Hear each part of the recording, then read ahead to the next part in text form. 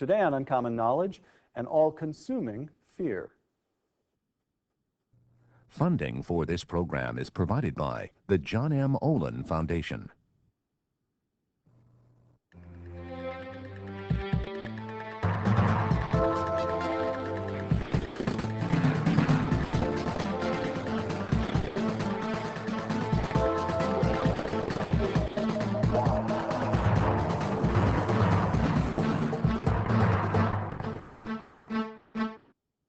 Welcome to Uncommon Knowledge. I'm Peter Robinson.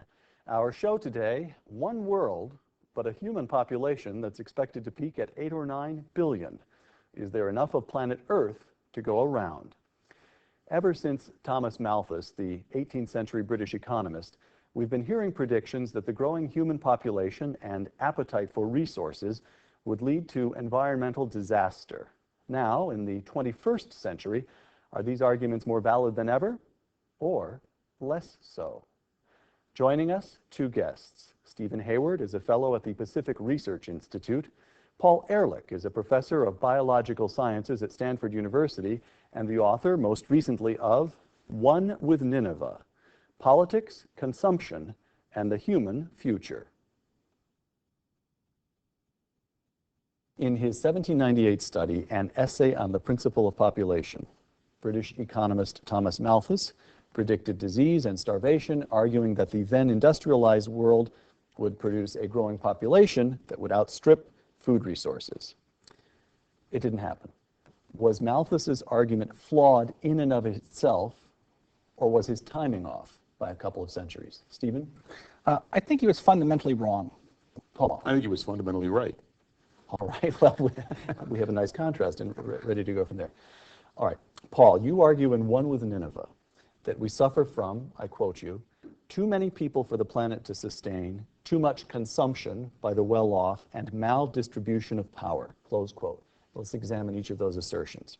Too many people, I quote you to yourself once again, quote, because of population momentum and still high fertility rates in some areas, the race to curb the global population overshoot is far from over, close quote. Explain yourself. Well, we've had some good news on the population front, as I think both of you know, and that is birth rates have started to go down in many areas. They've gone quite a ways down in the developed countries. They've started in East Asia, which is one of the places where there are huge numbers of people, to go down very substantially. They have not really started down in sub-Saharan Africa. The problem is, as the scientific community knows, that we're already using our capital rather than living on income. So while the news is good that we're going to stop before some of the projections used to be till 12 billion, now it looks like 8 or 9 is much more likely in the long run. 9 billion people is still 3 billion, almost more than we have now. It's more people than we had when I was born on the entire planet. In other words, the growth is going to be as many people, the increment is going to be as many people as there were when I was born. So we're living on capital. That's demonstrable that we're running down resources? Yeah, sure, because we're losing biodiversity. This is, by the way, this is the things like oil and coal and so on are not the important things that we're running down. They're non-renewable, but we're going to stop using them for other reasons. But primarily, it's biodiversity, especially populations. It is deep, rich agricultural soils, and it's groundwater, a lot of which is fossil groundwater. For example, there is no potable water left in China, and they're already having wars over the water that they've got between the farmers and the petroleum industry, because they need the water for secondary recovery. They're running out of petroleum, and the farmers need the water for irrigation. Stephen? I have some points of agreement with the specifics that Paul mentions, especially about biodiversity. And I disagree with his broad conclusion or his summary conclusion that we're living off our natural capital. I put it this way, I suspect, is perhaps we'll get on to the issue of sustainable development. But one of the ways I put this is, if you take a snapshot picture of human society at any point in time, I can guarantee you that what you see happening at that time will be unsustainable. J.R. McNeill, who wrote a great history of environment in the 20th century, put it this way. He says, China has been unsustainable for 3,000 years, but they're still with us because things are constantly changing. Or the United States is the example I know best. That's what I do my most research on.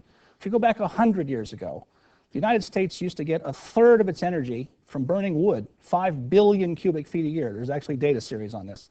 That's when Teddy Roosevelt was warning about a timber famine, and there was actually the suggestion that we were going to have to ban Christmas trees because we were running out of trees so fast. And then, of course, remember our transportation then was horses.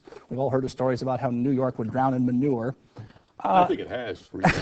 Well, So your point is that the human mind, human capital, ingenuity is always able to stay a step or two ahead. right, and you don't want to be Pollyannish about that, I understand. But the point is that if you looked at the American economy in 1900, you would have said this is deeply unsustainable. And some people did say that. They didn't use that terminology, but they could see this wasn't working.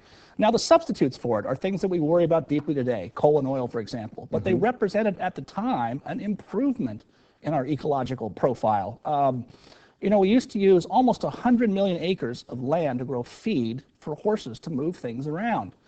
Now, we don't like the car these days, if you're sort of environmentally correct, as I like to say. But in fact, if there'd been an environmental movement in 1915 and I'd been Henry Ford, I would have had a bumper sticker that said, "Save farmland, drive a car." I mean, a lot of the rebirth of the forests in the northeastern United States can be attributed to the rise of the automobile. Well, now the automobile is a problem, and it's another, but I think it's another transitional technology. Okay. A lot of what you say is perfectly correct. I think the big differences are, as we try and point out in One with Nineveh, is first of all, for the first time, we have a global civilization that is pushing on its limits. We have lots of examples of civilizations in the past that didn't make it ecologically, but Global civilization, you mean simply too many people around the globe? Well, globalized, but also, for example, the problems that the reason we don't like the car, the main reason we don't like the car is its contribution to climate change. And climate is something we're all tied into. Nobody knows for sure what's going to happen with the climate except for some relatively minor things, but the scientific community is mighty worried about it, and we're all affected by the climate. And so it's a global situation. The other thing is that we have a scientific community that is trying to keep constant track of what's going on everywhere. We have the Intergovernmental Panel on Climate Change. We have the Millennium Ecosystem Assessment that's very much concerned with the loss of ecosystem services that we're just talking about and so on. It's perfectly correct that in the past there have been warnings that at least in the short term, you know, we did not drown in horse manure. We managed to kill ourselves off with automobiles. And I like driving an automobile, and I'm a great consumer. I'm an instrument-rated pilot, so I'm not a Luddite. But the problem is, and one of the few advantages there are to getting older is that you get some historical perspective on yourself. You know, when I wrote The Population Bomb, people said... Which you published in? 1968. When there were 3.5 billion people, there's now almost 3 billion more. Right. And people said, don't worry, we'll easily be able to take care of 5 billion people, feed all of them, house all of them, give them educational opportunity, give them good food. And the answer is we've now got 6.3, and about 3 billion people are not living a life that any one of us would want to try. Hold on. But what makes Paul Ehrlich think things are getting worse rather than better? Agronomist Paul Wagner. This is the kind of thing a layman discovers if he Googles around. Sure. Agronomist Paul Wagner argues that if farmers around the world can raise their productivity to current U.S. levels, and bear in mind that they'll have 50 years to do, the population, according to the latest UN projections, is expected to peak in about 50 years. So they have, so to speak, 50 years to do so, at least in this mind experiment. They'd be able to feed 10 billion people using only half the land now devoted to agriculture around the world. And that's 1 billion more than the UN now thinks we'll have 50 years from now. Well, so first of all, it's true in part and it's false in part. First of all, we human beings are very smart. Guess what? We did not farm to get the highest yields, the lousiest soils first. One of the reasons the United States is such a wonderful and successful country is the deep, rich soils that we had in the Great Plains. Therefore, there's not a hope in hell, as far as anybody I know can see, that in 50 years, the world's productivity will all be raised to that of the best productivity we have today. But even if it is, you have to ask, are the farmers going to do it? I mean, it's like the issue of whether people are going to get fed. Right now, if you could divide the world's food production evenly among human beings on the basis of their metabolism, everybody could be healthy. The issue is, what are the chances of doing that, or should we be planning for a world in which we'll still have inequities of distribution? Well, I'm not an agronomist. I look at the historical statistics which show that food production for the world has been growing faster than population. There's raging arguments on both sides of this. Paul may very well be right. Let me give you a summary statement of why I'm an optimist about both this and biodiversity at the end of the day. Qualifying optimism by saying that I have no illusions there's going to be some catastrophes along the way and tragic loss of biodiversity. We know that, no matter what's done today. Conservation International, a very well-respected environmental group, stunned the environmental world about 2 years ago with a study they sponsored through a bunch of Harvard scientists that used satellite imagery of the Earth, and they reported this conclusion, that 48% of the world's land mass was wilderness. Now, wilderness didn't mean no people at all, but it meant a very, very low population density. Right. Actually, about the same population density that our Census Bureau used in the 19th century to denote the frontier in America, about 2 people per 10 square miles, something like that. All right. Now, some of that land is Antarctica and Greenland, so in some sense that doesn't count. A lot of Nevada and places like that. Right, but those are not negligible things. But you combine that with the work that I know you know from Edward Wilson and others, that an awful lot of the world's biodiversity could be conserved in the short run and the long run if we targeted the hot spots around the world. I mean, Hot spots, meaning those where biodiversity is in most danger? well, yes, and also where there's the most Where's the of it. most of it? That's perfectly correct. There are all sorts of things we could be doing. I just came from a meeting with 2 of my colleagues discussing the issue of how we can, by slightly improving the biodiversity holding capacity of agricultural areas, we can support a lot of needed biodiversity there. Because you got to remember, if you just save the hot spots, we'd all be dead. In other words, you need the organisms spread over the entire planet. The fact that in southern Africa you've got bees to do pollination isn't going to do a thing for our alfalfa. Hold on, next topic, and it's your... From too many people to too much consumption.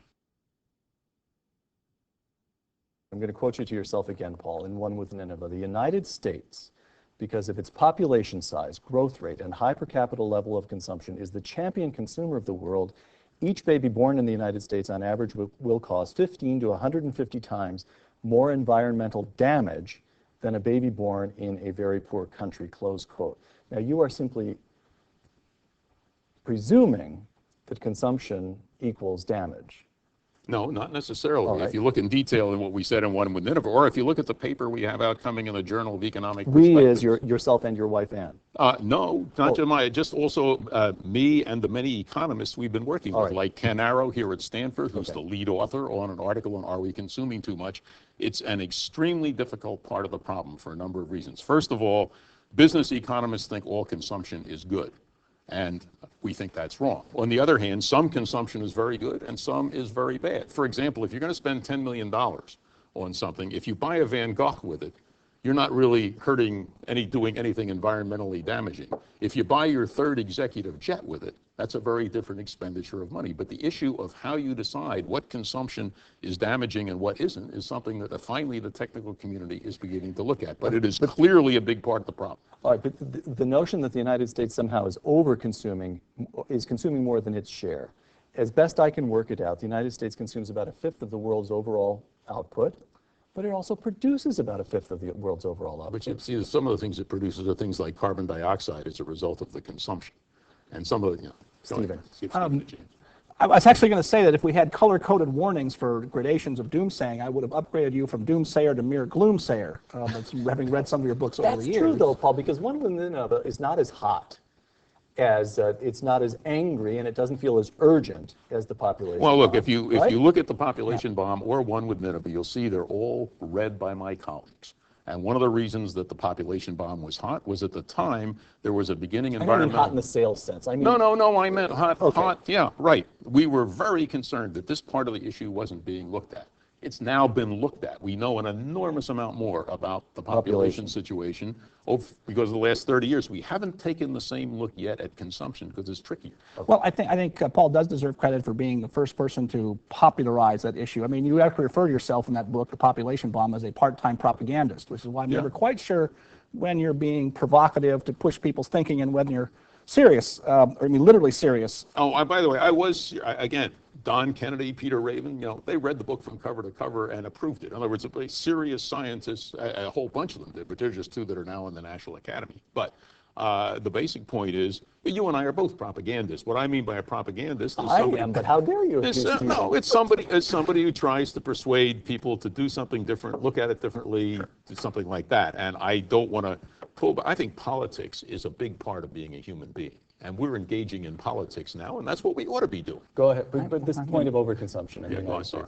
Let's assume for the moment that everything that Paul says is correct about overconsumption at this moment, regardless of what dynamic changes you can think about or anticipate. The next question is, do we really know what to do about that? And that's where, in One with Nineveh, and does not seem to be much different, although his analysis is somewhat different in some areas from his earlier books, some of his prescriptions seem to me quite the same, and to a political conservative just as worrying as they were in the past. I mean, there is, and this is a general complaint I have about a lot of environmentalists, not all of them, is that there seems to be precious little worry about what you might call the human ecosystem of liberty and freedom. Paul mentions in a couple of very brief places in the book, but I think way too brief, that, freedom and democracy, it's not clear how well they relate. And then he goes on to endorse, if I can paraphrase it, the federal department of saying no. One of the reasons I'm an environmental optimist, even though it's often considered beyond the pale, is I take exactly the opposite view of Paul. I actually think the United States is providing the example of how the world is going to unfold in the 21st century. He'll be appalled to hear that, but here's why I think that. I first got interested in environmental issues because I grew up in LA, and I thought, as actually Paul thought in the population bomb, that it's going to be impossible to solve the smog problem in Los Angeles. I think the way you put it in that book is LA already exceeds the carrying capacity for its air shed. And I thought the same thing. I thought when I first started studying this in graduate school in the 80s, I thought the only way to solve smog in Los Angeles is to depopulate the basin. And after all, the Native Americans 500 years ago supposedly called it the Valley of the Smokes. I don't know if that's true or not, but that story is now, a good story. It's urban legend. Right. And yet here we are, 20 some years later, the population of LA has doubled, the number of cars on the road and miles traveled has tripled, and the smog levels are down 75%. Well, how did we do that? Well, it's a long story how we did that, but I can tick off a whole number of things that we've done. Forested area in the 90s grew by 10 million acres. Paul mentions in the LA basin? No, forested area in the United States grew by 10 million acres in the 1990s. That's from a Clinton administration report. Paul mentions PCBs in the environment. They're down 92% according to the latest EPA data over the last 25 years. Well, then, if these environmental problems are getting fixed, don't people like Paul Ehrlich deserve some of the credit? What are you suggesting? That Paul is an alarmist, or in fact, that he's serving a vital function by raising the alarm? I might say both of those things, actually. I'm an alarmist, and I also agree with you. For instance, one of the things that disturbs me about recent trends is the U.S. got a leg up in world markets because we had the best environmental laws in the world to begin with, and it gave our companies a real advantage. Now we're seeing the Japanese move in because we've gotten onto this SUV kick and so on, and there are ways of dealing with that, both through the market, which is what I would prefer. Hold on, I don't understand how SUVs... Well, we're using huge amounts of gas because the SUVs are, unnecessarily in my view, because the SUVs are not under the CAFE standard. But how does that help injure our international competitiveness? Oh, because the Japanese are the ones who are building the cars of the future now and bringing them in here, the Prius and so on. I think they're putting our industry at a disadvantage for no particular reason, and I would use a market mechanism. I would slowly raise the price of gasoline. But that's a great subject to argue about. Let me argue a little more fundamentally this way. Someone who I'm sure Paul and I both hold in mutual regard is Aldo Leopold, the author of the Sand County Almanac years and years ago, whose central point was we need to adopt a land ethic. It's really meant respect for the land and for wildlife. It's a wonderfully lyrical, poetic book. But at the beginning of that book, he says this: these wonderful wild things of nature would have no value to us until mechanization had assured us of a good breakfast. See, Paul is, one of the famous theorems that he has in this book and others is you might say the environmental equivalent of monetarism. Monetarism's fundamental equation is MV equals PQ. Footnote, see Milton Friedman. Paul's is I equals PAT, right? Where impact, meaning environmental impact, equals the combination of population, affluence, and technology. But look, I mean, there's other ways of saying that affluence is what leads to both the means to improve the environment, increasing demand for environmental quality. It also, I think, turns out to be the best contraceptive. Because the birth rates have fallen fast in the more affluent countries. Let me quote Stephen Hayward to you. Yeah. Quote, environmental consciousness around the world correlates chiefly with economic growth, which is why a richer planet will be a greener planet, close quote. So we've dealt with overpopulation, consumption, maldistribution of power. Now I'm asking you what should be done about it. And Hayward says, if you want to clean up the global environment, you ought to encourage other nations to participate in the regime of free trade and democratic capitalism because it'll make them richer, and that will lead to a cleaner environment. Well, there's a lot of truth. There's a lot of truth in that, and there's a lot of hidden problems in that, making the rest of the world. For instance, if you mean have the whole world go through the Victorian Industrial Revolution like we did, that's crazy. If you mean having the Chinese build the simulations of the kind of affluence we have using a solar hydrogen technology and not burning their coal and so on, yeah, what we have to do is get together and discuss these things. These issues, you know, we're airing these issues here. Most people are totally unaware. You can't trust the workings of the marketplace. You can trust the workings of the marketplace. The intellectual elites yourself. If the playing field is leveled. Everybody quotes a little bit from Adam Smith's The Wealth of Nations. They don't bother to read his theory of moral sentiments, which says what kind of a society the market is supposed to operate within. You got to have markets. They're critical. Last topic, a very critical view of Paul Ehrlich. This comes from a speech recently by medical doctor and novelist Michael Crichton. Now, this particular passage is not directed against you, but there are places in the speech where he names, you know the whole thing. Okay, so here we go. Get ready. Crichton now. I studied anthropology in college, and one of the things I learned was that a certain human social structures always reappear. One of those is religion. Today, one of the most powerful religions in the Western world is environmentalism, the religion of choice for urban atheists. There's an initial Eden, a state of unity with nature. There's a fall from grace into a state of pollution, and we're all energy sinners unless we seek salvation, which is now called sustainability. These beliefs are not troubled by facts because they have nothing to do with facts, close quote, which is why Paul's still at it, even after predicting starvation that didn't materialize in the 70s and so on. Is that really what's going on? Well, you know, a lot of the starvation. How do you defend yourself against Yeah, all right. Oh, no, I say, first of all, he's correct in the sense that values are really central to all of this. We're talking about our values, and we should recognize that we're talking about a lot of values. That's number one. We are presuming a certain love for the planet. As far as his, right? people who saw his movie, Jurassic Park right. will know exactly how much he knows about the biology and the science. Most of his speech contains so many fundamental errors about how the world works that it would shock you to read it. Place Paul in contemporary American life. This isn't science, it's a kind of appealing to a misplaced impulse toward religion, or it's useful, or place Paul for us. Well, the idea that environmentalism is a religion is not a new theme. I've come after long reflection to think not very much of that, actually. Although there's certainly, you hear that rhetoric from some kinds of environmentalists who are very good at getting a lot of publicity. Right. But then I talk to sort of ordinary people, people who belong to the Wilderness Society and the Sierra Club, and they're much more common sense about this. And a lot of them are regular churchgoers, so they haven't really substituted sun worship.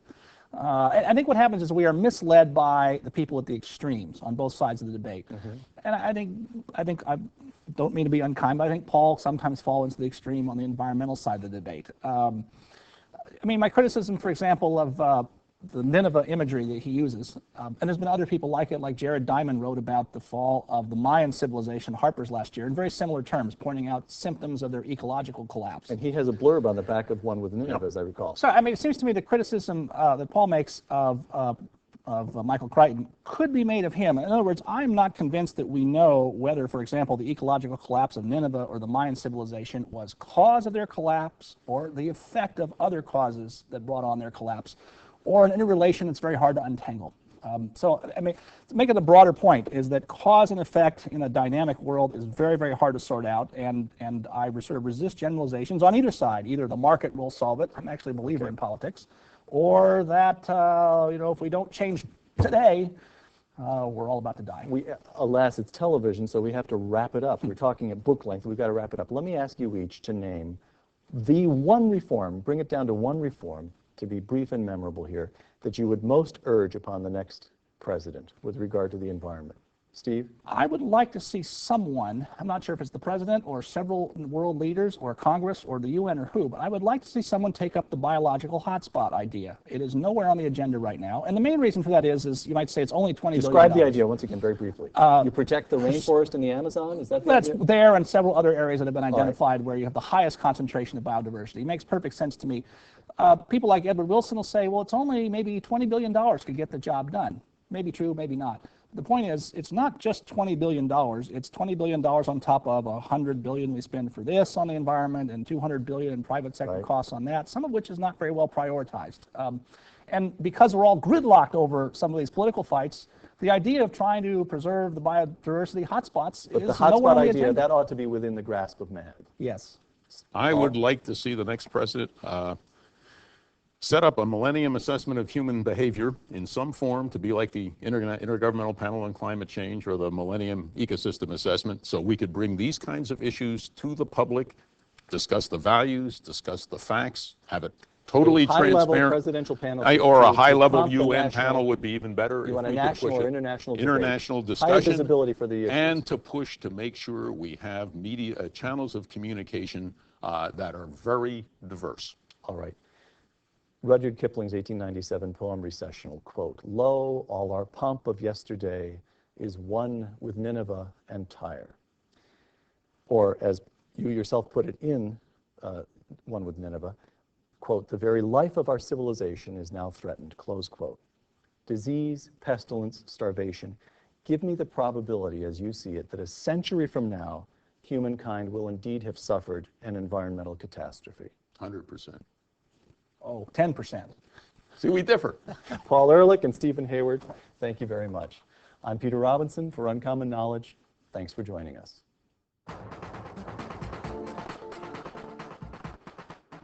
We welcome your comments on this week's show. Our email address, comments@uncommonknowledge.tv.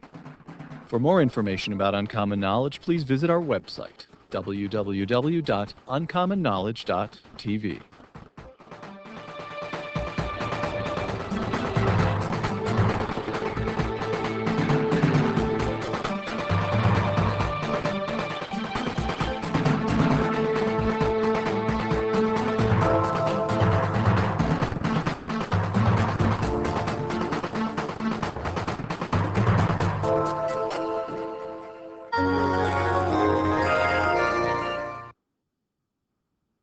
Funding for this program was provided by the John M. Olin Foundation.